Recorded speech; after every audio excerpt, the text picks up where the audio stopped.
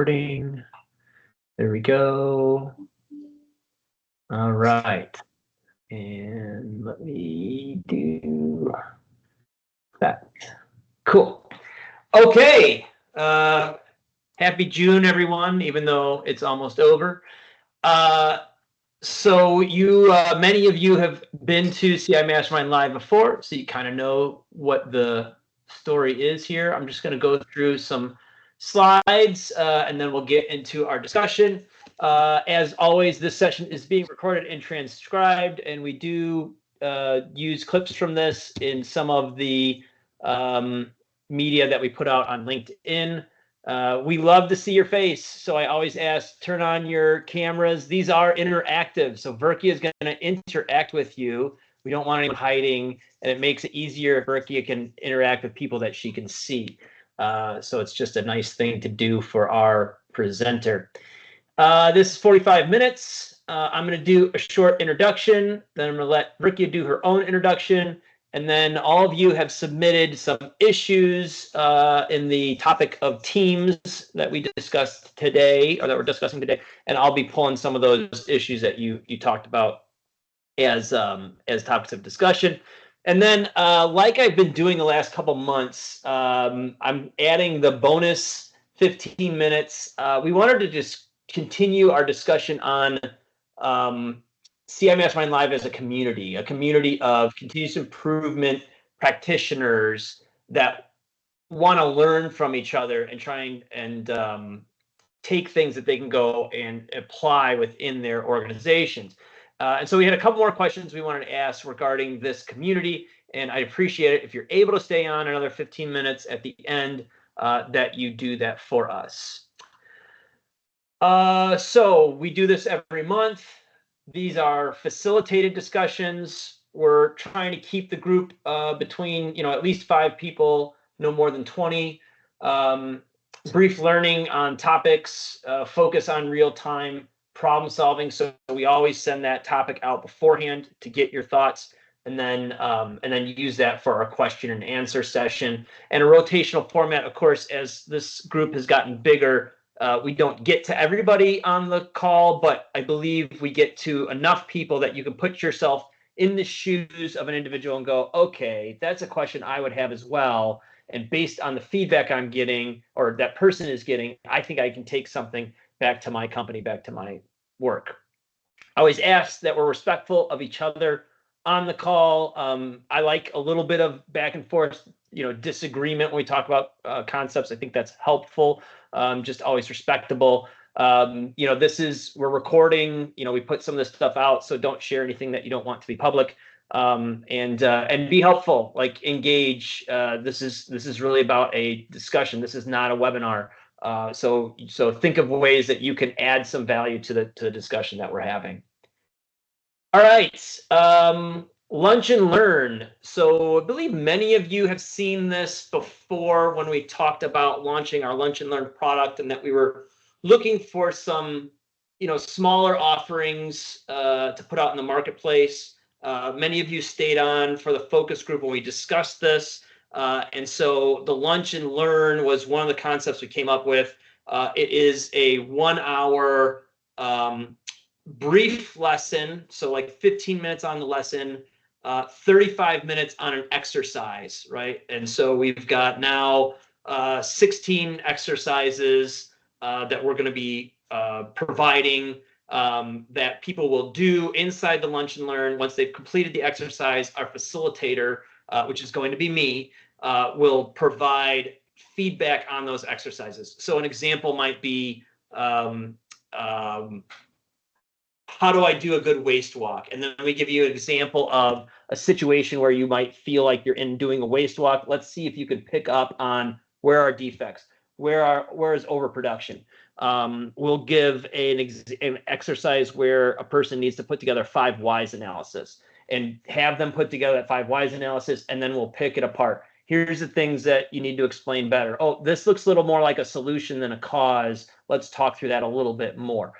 So this program has been created. We're launching it July 12th. We currently have 6 members that are going to start with this. We still have 6 spots available in that session. There's going to be 4 sessions a month. We're going to run it for 4 months. It's run via Zoom. People can exit the program at any time, and you don't need to participate in every session. We'll record the session, so if somebody misses one, they can go and watch the recording. We're launching it in July. I'm super excited. I'd love to have another 6 people to add, and I would appeal to all of you to think about your own companies or the networks that you're a part of, and think about, would this sort of format be valuable to us to instill and understand Lean and Six Sigma concepts better, such that they can be applied. Okay. All right. Next session, and I believe Zena is on. July 25th, Zena Wright will be talking to us about data quality. This was something that came up in a previous CI Mastermind live session. There was quite a bit of discussion, I believe, when we were talking about managing workflows, about the quality of the data being part of a component of the control of the process. And when the data isn't good, right, the process that we're trying to control is not good either.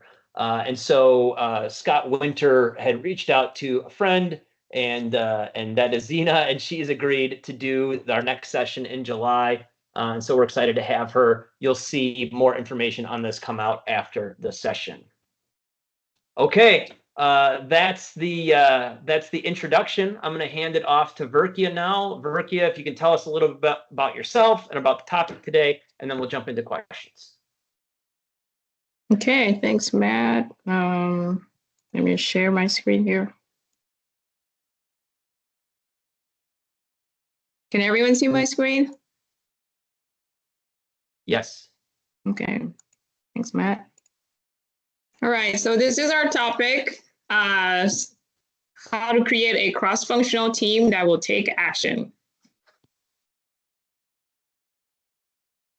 So, but first, a little bit about me. My name is Verkia Anzagafusi. I've been in the CI Six Sigma world for about 24 years now in various industries. 15 years at companies like GE, actually 10 years at GE, Baxter, CVS, and most recently been consulting at Medtronic. I was at Here Technology for 9 years, actually with Matt and Ruth, who's here on the call. I've also been a professor for the Northern Illinois University Six Sigma program for the last 10 years. I put a few of my favorite certifications here that are relevant to the conversation. Most recently, I became a full focus certified pro. I'm also a Six Sigma Master Black Belt through Villanova University. I'm a certified change practitioner through ProSci. And I'm also a certified project manager through PMI. Just a little bit about myself. As you can see, a lot of pictures of my family and travel, passionate about God, family, health, and food, lots of food. I love to travel and learn about other cultures and old structures. And, you know, I really love learning from others, reading. So really continuous learning is a passion of mine. I have a master's in industrial management, a bachelor's in electronics engineering technology, and an associate's in electronic technology. One of my favorite quotes is, learn from the mistakes of others. You can't live long enough to make them all yourself. So I'm just about, and I think it's actually one that I, as a Six Sigma professional, I can relate to. It's really why we assemble teams to help us solve problems. I've lived in a number of places. I'm originally from Cameroon, where, as you can see, I would travel all over the place, several provinces there. I've also lived now in the US for about 28 years and several states, especially in the Midwest. And I also got the opportunity to live in the United Kingdom when I was part of GE's Operations Management Leadership Program. I'm a wife, mother. You can see my people there. And this picture I love because it has Nusret. If anyone knows him, AKA Salt Bay, He's one of Turkey's well-known chefs. So it's all about the meat. He's actually by trade a butcher, and he has a lot of restaurants throughout the world. So he's like a celebrity chef. So the highlight of one of my trips. So now to our topic here. Put together this, what I thought was a visual that sort of communicated a lot of my thoughts on how to create a cross-functional team that would take action. So to get started, as the leader, I'm looking at you as the leader of the team, you have to define clear goals and deliverables for your team. So I think this is an exercise. It's important to have clarity in everything you do in order to convey to others. And then you also need to be able to convey to the team and your team members why this is the most important problem to solve. So your burning platform, in other words. And then also set some targets and boundary conditions. Go to the Gemba, go see the work. An easy way to do this, obviously, is to create a charter. But as part of this is having, discovery meetings with different people, making sure you have a clear sponsor who can help you through the process. I think 10 to 15-minute discussions with people just to understand the problem, just to understand the history of the problem, who has tried to solve this problem before you, why they failed, what parts of it that were successful, is really key to do at this stage. And then obviously using something like a project charter template to help you frame out the goal, the deliverables, things like dependencies, risk. Those are all standard parts of a project charter. That would really help you have clarity for yourself on the problem, and then subsequently for your team members. So once you have this step, which can be very, it can take you a while, because if you have to schedule discovery meetings and just really work through some initial data collection to understand your problem, maybe some process mapping, go hang out on the Gemba, see for yourself. That usually takes quite a bit of time. But that really helps you establish you also as an authority on this problem. And you can now start to identify, okay, what skills do I need to help me? So who are the people, right? And a good place to look, obviously, is the people that are working the process, people that support the process, provide inputs from the process, and even people that receive the process output. So be it your internal customers and your external customers, you can basically pull from those resources. And then you just make sure that as soon as you can, that the team members start to, get to know each other if they don't already do. Because it's not every project that's going to be in a small environment where everyone knows each other. If that's not the case, start to do some team building activities, even if it's just a team dinner or some games that you can do to help people break the ice, get to know each other. And for bigger teams or people with more budget, you can ensure that there's complementary skills and personalities. Just depends on how big your budget is. There's all kinds of personality tests out there that you can use to ensure that is the case. Once you have this team, you need to assign clear owners for the task. I mean, we've all been in projects where a lot of people are like, I really don't know what my role is, right? Or there's a lot of overlap between tasks. So make sure the people that are part of your team understand what their contribution should be. And you also, as the team leader, need to understand what do they need to be successful. So a lot of times with Lean Six Sigma projects, we would have some kind of training.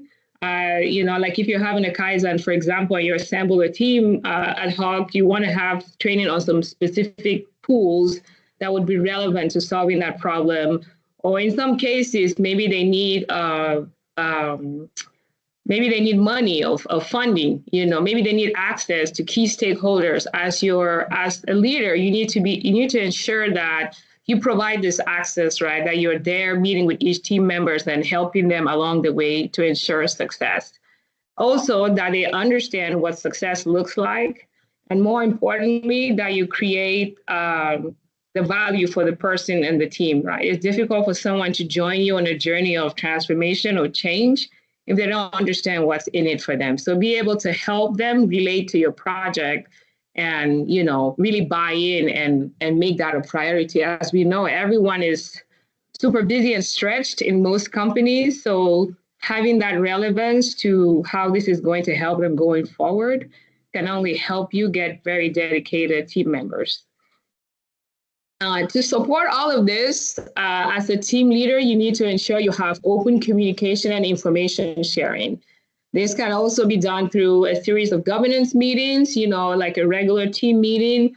You can have a SharePoint site where information is shared, uploaded, and is visible to everyone, so everyone knows how they're performing or how they're tracking in their execution of the project. And if they're being successful, right, what those dependencies are, and you know, if there's any challenges along the way. So this is one way to really get that open communication going. You also need, as a leader, to constantly support your team members and empower them. So if there's roadblocks along the way, make sure that you're meeting with each individual, meet with them as a team and as individuals to understand challenges and be able to support them in any way that you can. And by empowering them to make their own decisions, that creates more commitment to the project, more buy-in. So make sure your team members feel empowered to lead their task and know that, you know, that they can be key decision makers in some areas, and that you can support them in whatever it is that their task is, their assigned task is on your project. Finally, always do a lessons learned. You can do these along the way when problems arise at the end of the project. But always also remember to celebrate achievements. This can also be done along the way, making sure that you recognize good work. You, at the end of the project in particular, if you're successful, make sure to thank the team members, celebrate them in some way. If you have a big budget, you can buy food, get gift certificates, or it could be as simple as an email, maybe from a senior executive, to acknowledge their contribution to the project and to the company. And with that, that's really mainly what I wanted to share. I will turn over to some questions. Sorry, Matt. Yeah, I'll ask. Does anyone have any questions on that? What Verki has shared before I kind of jump into some of what you guys have supplied to us? Is there anything you want for clarification?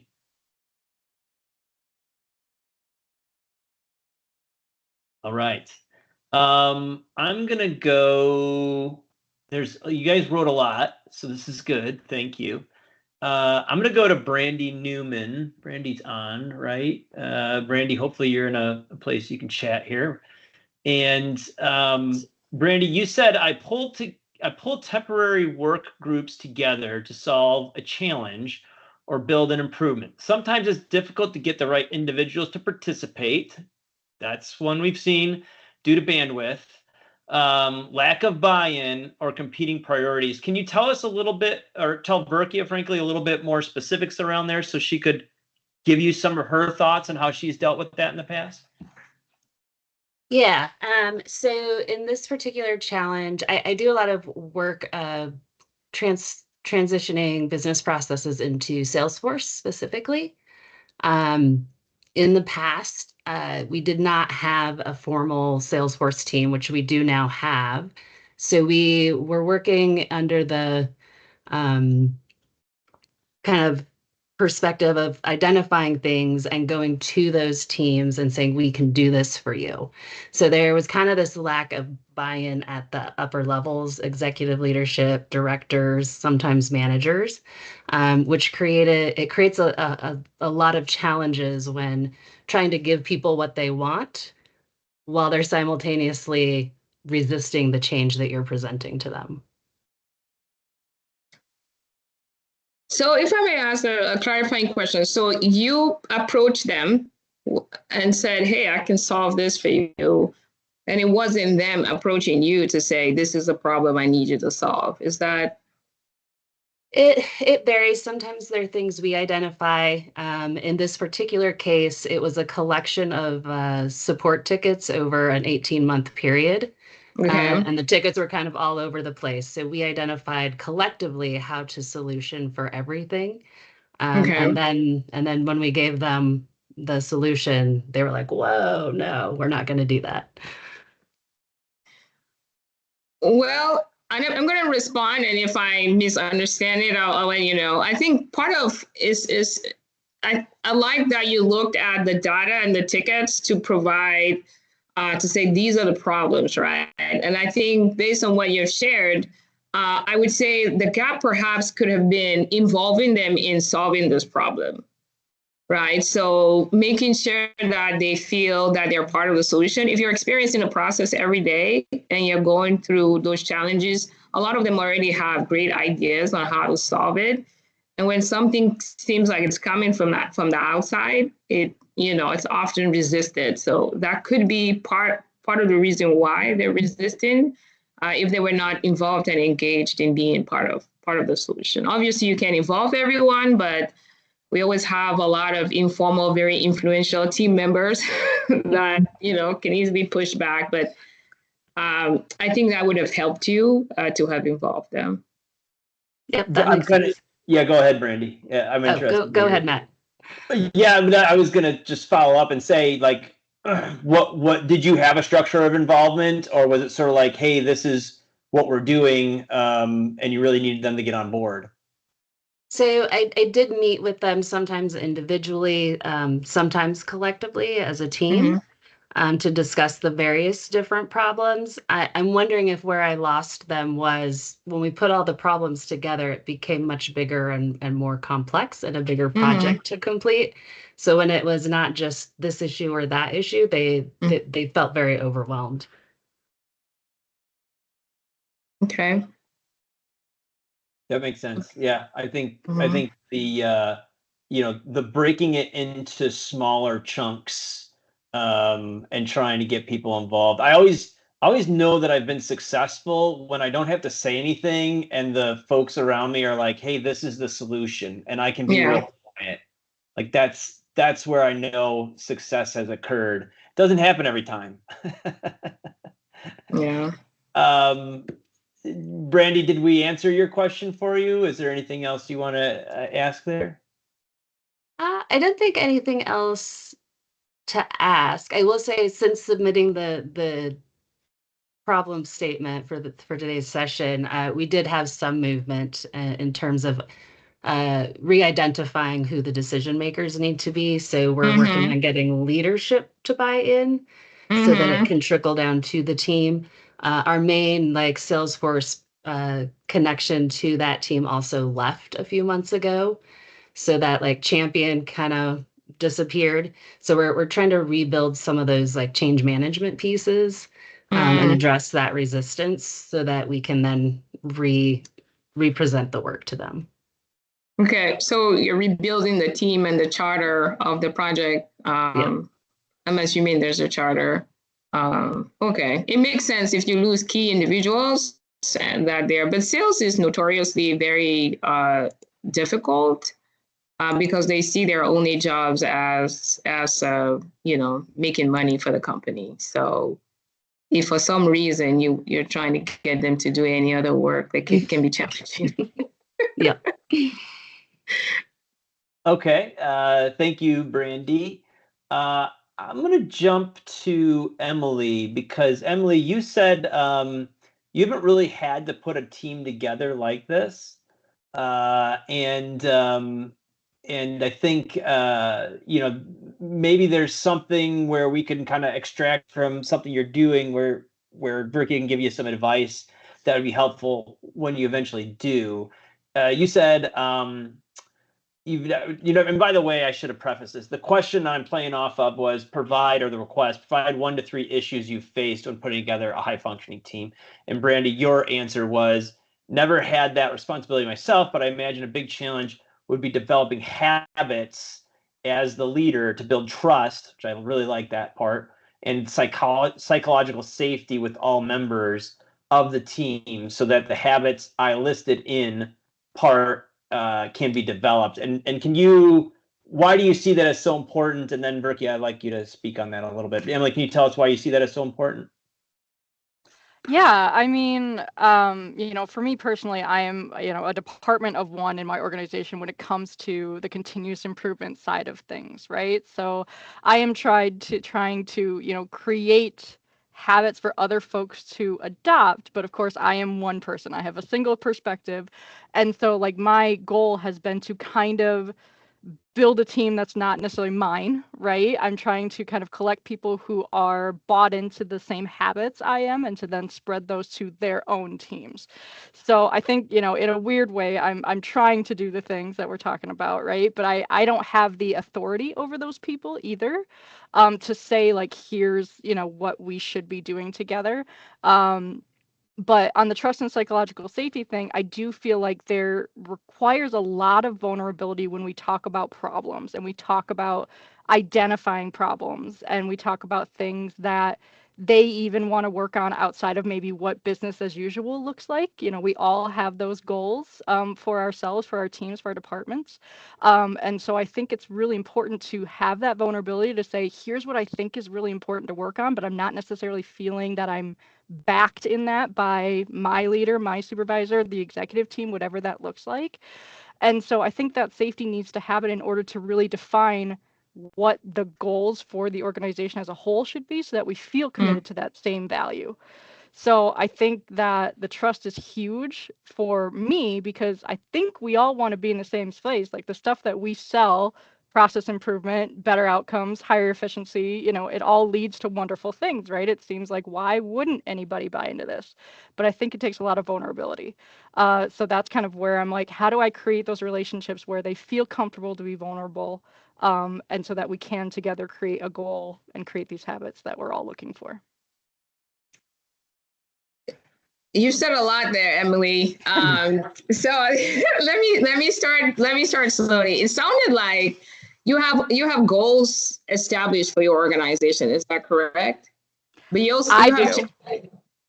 but like whichever department or company, there's some goals that you can link your goals link to. Correct. And so your role exists obviously because you're providing an essential service, helping solve bigger problems that help the bigger goals of the organization move forward, right? So that already creates relevance for what you're trying to achieve, in terms of getting support to your leaders. Like if you're making someone's life easy through your work, and making that connection of, okay, what's in it for them, then that starts to help. I remember when I left General Electric and I went to do Lean Six Sigma, and I think it was Baxter first. And I was thinking, why am I here if I have to explain my existence to people, right? Where I come from, everybody knew what I did as a black belt. But here I have to go with a script of my name is X, this is what I can do for you. So you kind of create a PowerPoint that says, these are my services, provide examples of how you can help them improve their work and add value, which seemed crazy to me, but that was more the norm. That the G was more the exception, basically, is what I realized over the years. So being able to do that for yourself, being able to have some small wins that give you credibility helps, as you start to establish yourself. Building those relationships, it's a lot about change management. I think it's more about being also authentic in your passion for the change and how you can help people, helping them relate. I talked about what's in it for me, helping everyone see how by partnering with you, especially if you have small wins early on you can point to, then that starts to help you. It doesn't hurt to identify those informal leaders within your organization that actually influence a lot of people, and start to run into them and create rapport, right? Get to know them and have them get to know you and what you do. I would say all the admins should be a friend. They're good places to go. Like they know everyone and they're well connected. But just make sure you start to have small wins. Use those as examples. But it's like you have to keep selling yourself, right?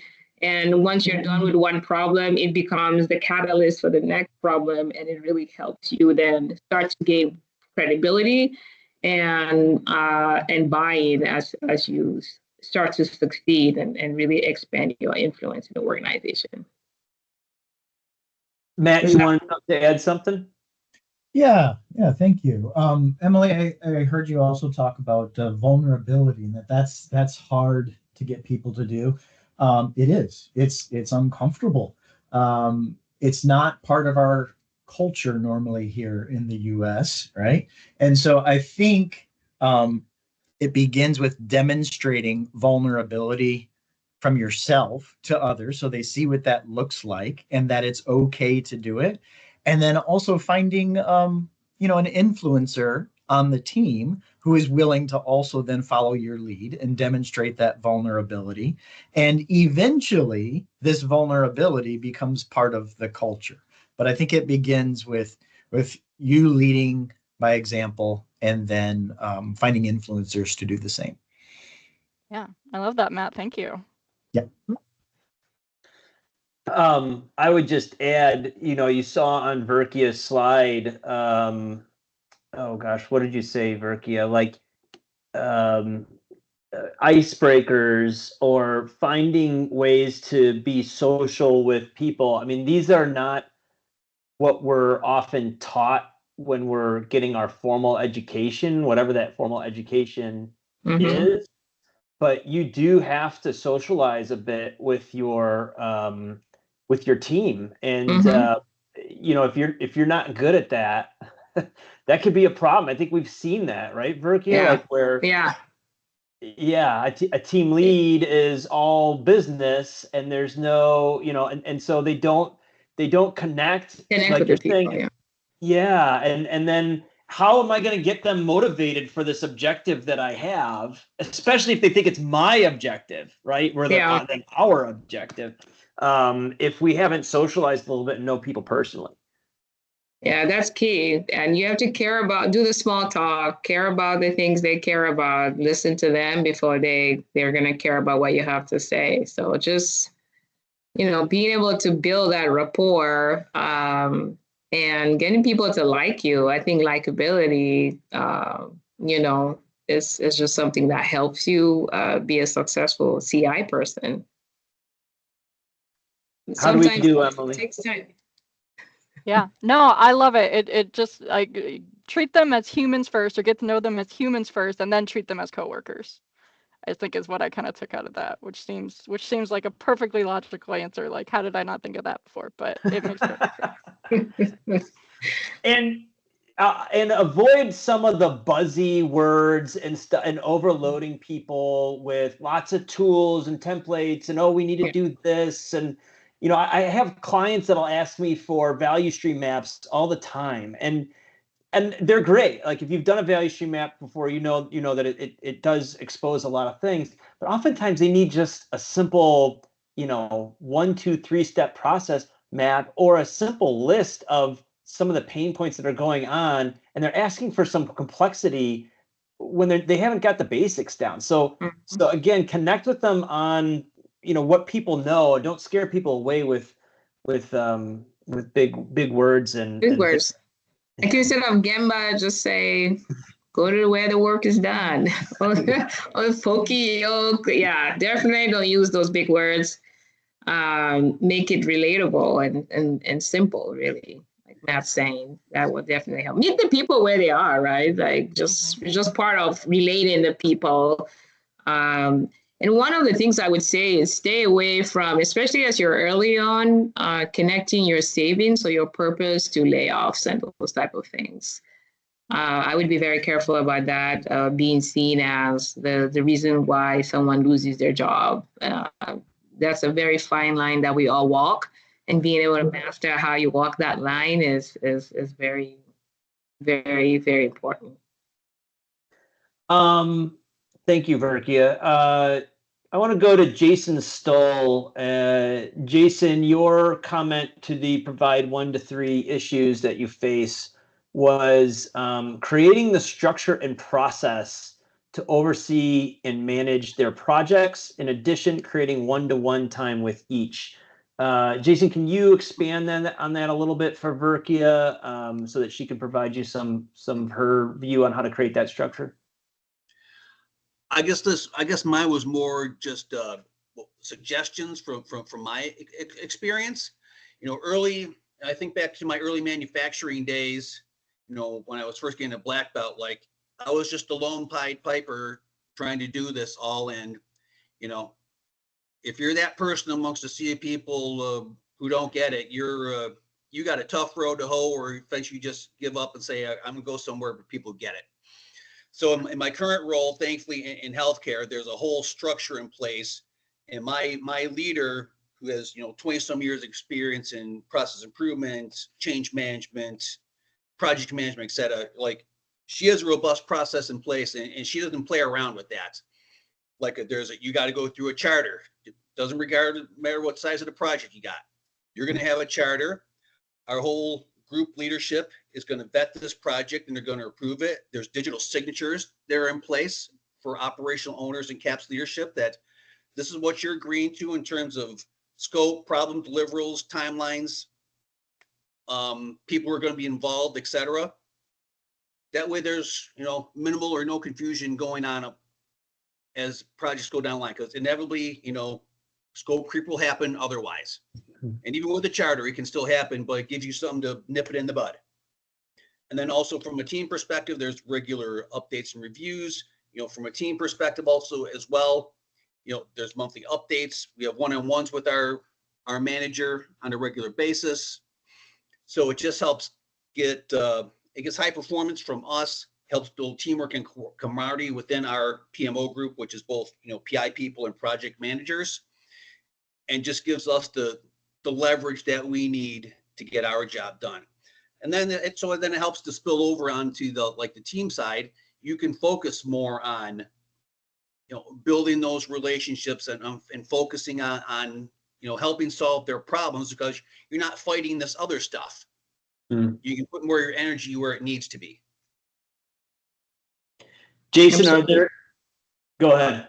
No, I was just agreeing. Jason, are there any parts of that process so I love the structure. I'm familiar with that kind of structure.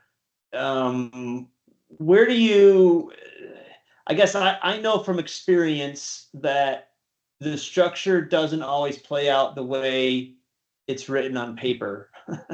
So do you find that that's true in any places, like maybe poorly written charters, not getting the right people to sign off on the projects, any of those kinds of things that end up occurring in that process?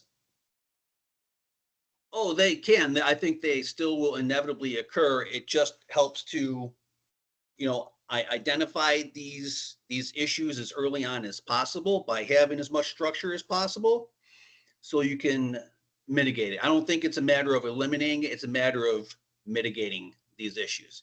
And especially when you get to a larger corporate structure or a larger healthcare structure, where you may have a certain person who has multiple leaders or executives they report through to various things, like, you know, medical section chiefs and whatnot. They might have an operational executive and they might have a medical executive. So how do you kind of navigate through all that murkiness? Got it. Thank you, Jason. Anything you want to add, Verkia? No, I think especially with a group that big, it's good to have structure. Everyone is probably coming to your team with lots of experience, many different ways of working as well. So having an established team ways of working does help provide a standard by which you operate and ensure that regardless of how you came into the continuous improvement journey, that there's some rigor, right, in the execution and how you at least some minimum standards to the execution and a way that guarantees some amount of results and upfront support for each of the efforts. So. Yeah, I did not come from backgrounds that had that, so it took me a little while to get used to it. But now, yeah. I wouldn't go back to anarchy and chaos. Like I will impose structure. Now you can't live without it. Yeah, no, I think it's important. I remember when I joined here, they had Matt had a team, and we were all high performers, and they used Agile. So we used a Jira system where we went through the release planning, like any Agile team. We wrote user stories. And it was a way of, in my mind, what I liked about it is provided visibility to what everyone was doing. We always have the team member that's slacking off, not pulling their weight. But here, every day we have daily stand-ups. What have you done for me lately? Or what are you doing, right? Are you meeting the goals? So in those team environments, that structure is very helpful. And making sure everyone, for me as an individual contributor, was like, yeah, everyone's pulling their weight, and I can see what they're working on. I can also see where I can, have synergies with other team members, go ask questions, looking at what they have going on if I wanted to be involved in that. Lots of benefits from that. And I guess it just depends on where the team is in the journey. I know for Emily, she's alone, and the idea of the structure is like a pipe dream. Maybe someday you'll have your own empire, Emily, and these are all great ideas, but there's space for everything. We've got time for one more question, and Berkey, you kind of stepped into one that I like, and it's from Matt Hubbard. It's something you think of it as a positive, but sometimes it can be a negative. And Matt's statement was where he runs into issues is individuals who are high performers but don't work well together. And Matt, do you want to add anything to that statement before we see what Berkey can do with it? Oh, sure. So there's a difference between a high-performing team and a high-performing individual. So you can have high-performing individuals that knock their task out of the park, but they actually can be toxic when put in with another team because they're more of an individual contributor. And so, I don't want to specify any kind of formula, but have you run into that before? And how do you deal with it? Yeah, I have. This is often where you find like maybe super smart individuals that see everyone else as just generally stupid. And we all know them. They are always there, especially for, I think, in depending on what industry you'll find them, there's always a group that's extra special. Maybe it's an engineering group. They think they're so smart. Maybe if you're in a hospital, medical environment, the doctors are also smart. That is a given, right, in any environment. So it's just, again, you're coming from a place of humility, trying to help them solve surgeons, trying to help them solve a problem that impacts them. If they were that smart, they would not have this problem, first of all. So just having that confidence in, hey, I have tools, they're tried and true, and I can help you if you can bring your experience and knowledge. I know when I was at CVS, for example, they had different specialty categories. And I remember one of the, because you have people that the director of specialty was like, we don't want her. She doesn't know anything about our specialty conditions, right? And I remember having this conversation with her. She's the vice president, and her vice president to say, look, I don't need to know anything about what you do because I have you. You'll be in the room. The rest of your team will be in there. What I know is that my tools work. And if we bring together your knowledge and these tools, we can solve this problem. They had no choice because there was no other CI person to give them. I was new to CVS and I was it. And by demonstrating that the tools work, the method worked, I was like their favorite CI person. Like I was involved in everything that they had to fix from that point on. But you have to be ready to have those difficult conversations like with these people, right? Because I mean, we're also smart, let's face it. But we know that one of the ways that we survive as CI people is by bringing several minds together to solve problems. People build off of each other's ideas and they come up with a better solution together than if a smart individual, was allowed to solve it. So it really, if they were that smart, they would have fixed the problem. You're here because you add value, a lot of value, and just come from a place of confidence of, hey, I kick butt and I'm here to save the day. So, and I've known Berkey long enough to know that she's for real about that. I want to point out two things that she said there that I think are extremely important, and maybe obvious, maybe not. But one is confidence. You heard she's going to stand behind the tools and the method. We've all been doing this long enough. Many of us have been doing this long enough to know that this works. So don't let that person who thinks they know the solution and don't need to do all this throw you off your game. The other thing that Verki, you called out that I think everyone has to recognize is calling it out, is calling the behavior for what it is. Now, you don't have to do it in a group session with everybody around, but you are going to need to go close the door in a room and say, hey, this is what you just did in there, and this is why it doesn't work.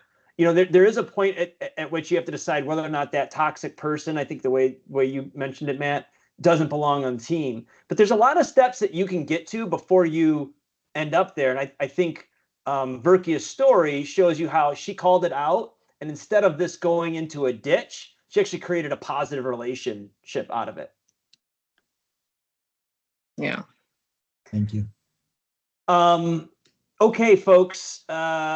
Hopefully you got some nuggets that you can take back to your work that you do.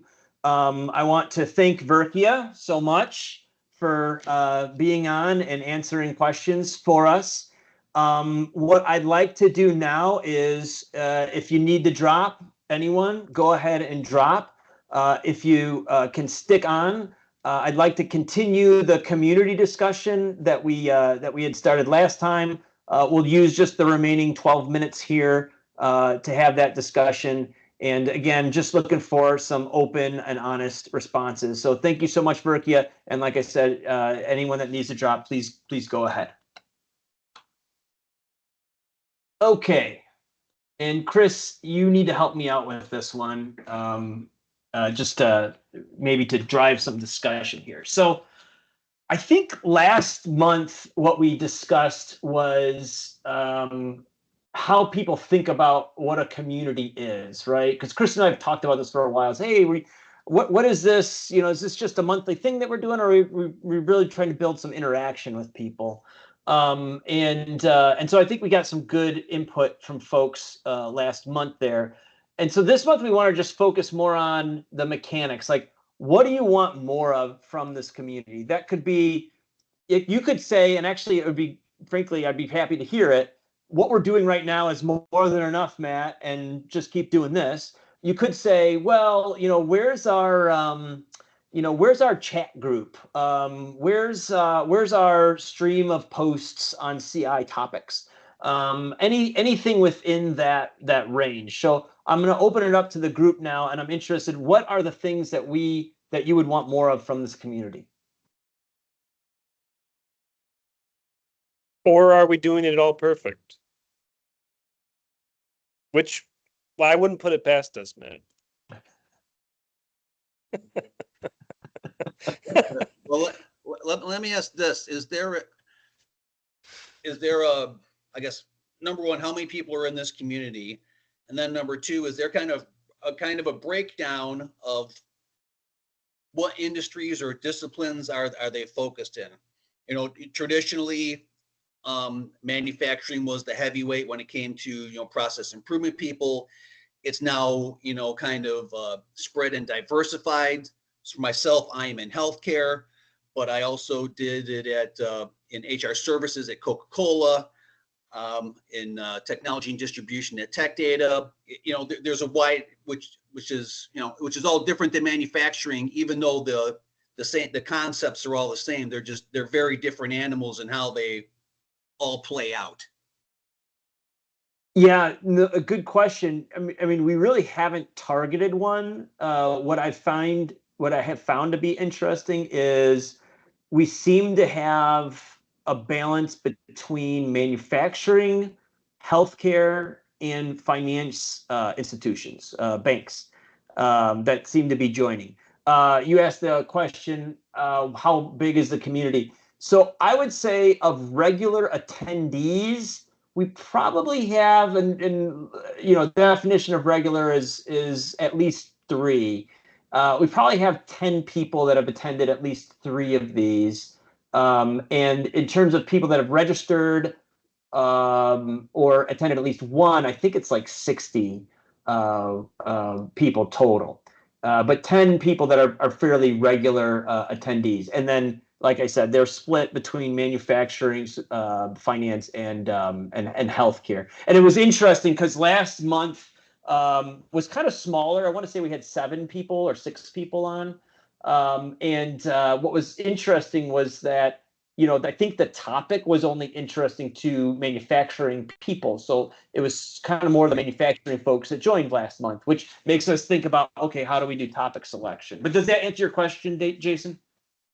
Sure. I mean, I think this kind of group it kind of will just flow as it does monthly.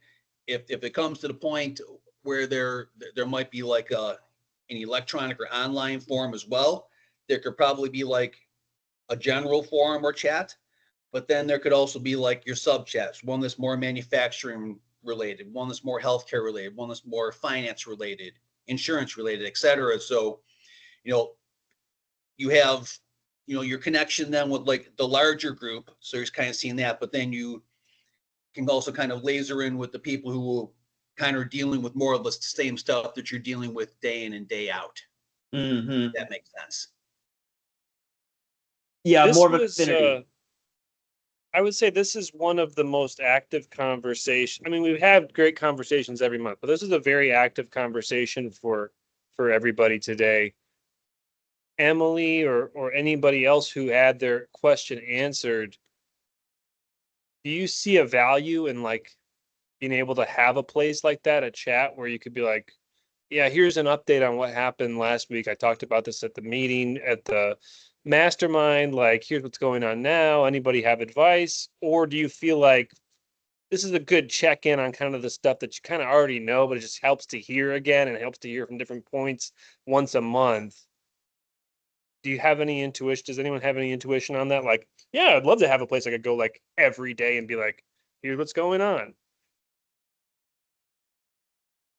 I guess I'd say for me personally, these monthly check-ins are great, and I know the topic ahead of time, so I know questions I want to bring or, things we want to talk about. But I definitely have days where like some situation will come up in my work and I'll be like, oh my gosh, I just feel like I need to talk to somebody about this. And I have individuals, of course, that I'll be like, can I pick your brain really quick? But of course, it has to be on their schedule, right? So it would almost be nice to do something to have a collective group of feedback for that. Like, hey guys, I'm struggling with this today. How do you guys deal with this? It might be nice to have something like that, but at the same time, that's just me. I don't know that everybody would be comfortable doing that on a ad hoc basis, but that's something that I could see myself utilizing on a regular basis. Okay. Yeah. And just, I think we may have asked this last week, but I forgot the answer. If we were to create a chat, where would it be? Would it be LinkedIn? Would it be Discord? Would it be Teams? Would it be somewhere else? I guess LinkedIn would be my go-to, but that's because, again, I'm connected to, those are where my individuals come from, is that's Yep. where I'll message them. But again, that's me. Okay. Cool. Yeah, that's probably the right form for that, LinkedIn. Cool. It sounds like it's more of like a nice to have versus a must have at this point, which is totally fine. It was just more of a suggestion. Yeah, and Yeah. this might be something we test, right? And do it for a month and see if people are active there and get some conversations going, then go, does it work? Does it not? Does it help? Yeah. Yeah, and actually that's making me remember too, Chris. We wanted to ask group as well. So typically, I do a lot of outreach on LinkedIn, and that's how we formed this group. I suspect that several of you got a random message from me on LinkedIn because I saw that you were in continuous improvement. I'm like, hey, let's talk. And what Chris and I were thinking of is using LinkedIn events to promote the next one. The only challenge with LinkedIn events is we might actually get too many people. Like we've said, 5 to 20 has been the number that we target. Typically, just so you know, we get about twice as many registrations as people actually show up. And that's just the world of running events is a lot of people register, but not everybody shows up. So we're thinking, maybe we should open up the gates a little bit because it's not like we've ever had 20 people on. At the same time, it will change the dynamic a little bit. And is that too many people? So I'm kind of interested in what you guys think as we consider other ways to promote what we're doing. I'm going to call out Lynn or Chad because you've both been quiet. Any comments that you can give? I'll just jump in as far as expanding the group. As far as LinkedIn events that I've gone to, they have generally been more of a webinar format. And it's harder, especially if you've got a lot of people and a lot of people who are kind of drop-ins, so not recurring sense of community to get a conversation going. So I think if you're looking to get that conversation among people, I would suggest trying, whether you do it via LinkedIn or whatever format, to keep it to a smaller group. Also thinking in terms of if you've got 40 people submitting things for the topic of the month, you're only going to have so much time to discuss that. So you either are being less in depth, or fewer people get a chance to talk about their topic. That's great. Yes. Great point. Or you use the webinar as kind of like a funnel or a feeder for your more focused community group, because you need that volume, you need that visibility to start feeding into that community. Right, because otherwise it's too small of a community, right? Like, Correct. It's then just a affinity group or something. I don't know. Like that's the back and forth. But I like that idea, Jason. I agree with your points, Lynn, for sure. And that's what I was kind of concerned with. But I like your thoughts there, Jason. Anything else anyone wants to add? Chris, any last questions before we close out? One thing I was gonna just say was, what should folks do if they felt like they didn't really get their question answered today? Like email you, email Verkia, I don't know. I would say email me. Not to say that any of the facilitators wouldn't take your email. They absolutely, the folks that I have on here are people that I work with, know well. They're going to have the same, they're here to help. They're here to help. But you funnel it to me just because I don't want to necessarily inundate people with questions. And then I'll make sure that if I can't answer it, I'll get the facilitator to answer it for you. But yeah, I mean, ideally we would answer everyone's question, but that's, you can see how long these are deep, difficult topics to discuss. And so 2 or 3 is about all we can ever get to. All right, everybody. Thank you so much for joining. Thank you for staying on. We will hopefully see you again July 25th. If you've got vacation in the middle, enjoy yourselves and enjoy the Independence Day holiday. All right. Thanks. Thanks all. Thanks so much, everyone. Have a great holiday. Thanks, everyone. All right. Bye-bye. Bye-bye.